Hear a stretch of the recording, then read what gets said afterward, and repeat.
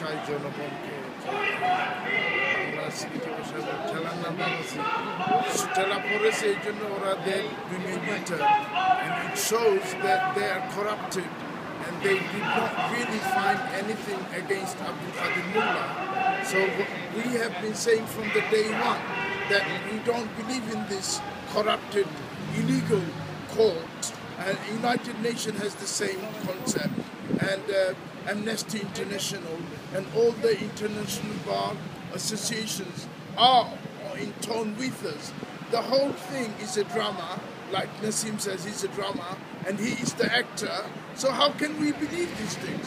So this Rai already proves that from day one, this is illegal, Hasina is illegal, her Mantri and ministers are illegal, because they are full of corruption.